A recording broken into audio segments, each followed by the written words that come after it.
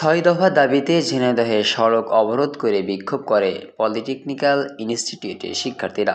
বুধবার সকাল ১১টা থেকে বেলা ১২:৩০ পর্যন্ত শহরের কেন্দ্রীয় বাস টার্মিনাল এলাকায় এ সড়ক অবরোধ করে শিক্ষার্থীরা, যে কারণে বন্ধ হয়ে যায় ঝিনাইদহ থেকে সকল রুটে যান চলাচল। দীর্ঘ যানজট সৃষ্টি হয় সড়কের উভয় পাশে, ভোগান্তিতে পড়ে সড়কে চলাচলকারীরা। সে সময় শিক্ষার্থীরা জুনিয়র ইনস্ট্রাক্টর পদে ক্রাইফ ইনস্ট্রাক্টরদের দেওয়া পদোন্নতির রায় হাইকোর্ট অবৈধ উল্লেখ করলে তা বাতিলের দাবি জানায়।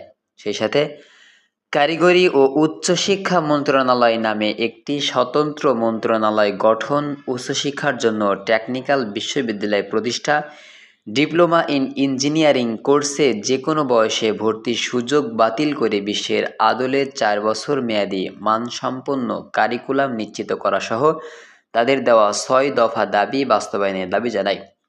পরে প্রশাসনের দেওয়া আশ্বাসে তারা অবরোধ তুলে নিলে যান চলাচল স্বাভাবিক হয়।